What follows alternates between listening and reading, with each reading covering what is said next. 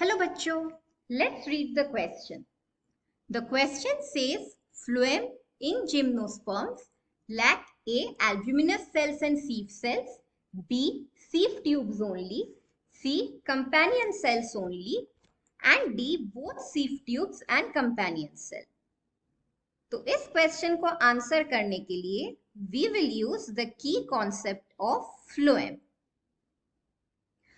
तो phloem एक complex tissue है which is involved in the transport of food from the leaves to the other parts of the plant. Normally angiosperms में phloem has 4 components. First है sieve tubes.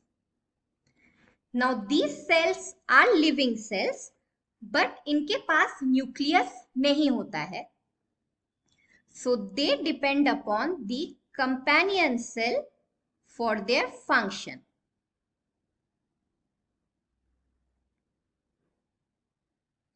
Third है the phloem parenchyma जो कि storage में मदद करता है of food substances and resins. और है phloem fibers.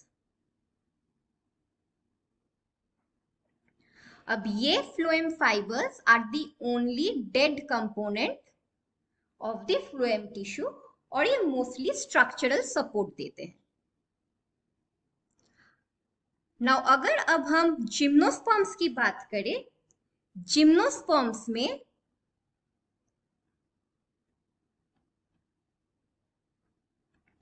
we have albuminous cells and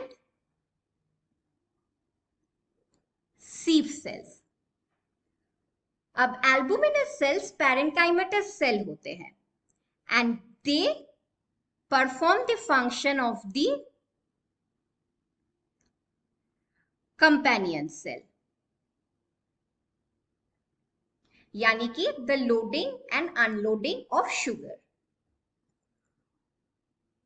और sieve cells perform the function of the sieve tubes in angiosperm. तो अब sieve cells और sieve tubes में क्या डिफरेंस है? sieve tubes usually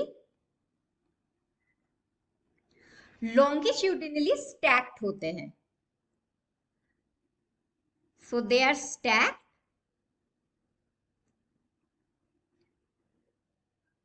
one above the other.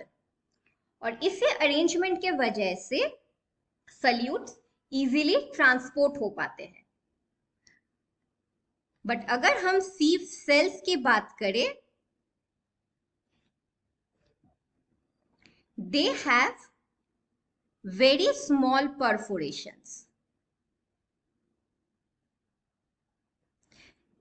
In comparison to sieve tubes, जहां पे we have large openings or perforations called the sieve plates. तो इन परफोरेशन के थ्रू सल्यूट्स का मूवमेंट होता है and these are not stacked, they are simply overlapping. इसी वजह से the efficiency of food conduction भी वीक होता है. तो हमें पूछा गया था phloem in gymnosperm lacks A. albuminous cell and sieve cells, but gymnosperms have albuminous cells and sieve cells instead of the companion cells and the sieve tubes. तो sieve tubes और companion cells दोनों ही absent होते हैं in the gymnosperm. So the final answer to the question is option B, both sieve tubes and companion cell. Hope you understood it well. Best of luck.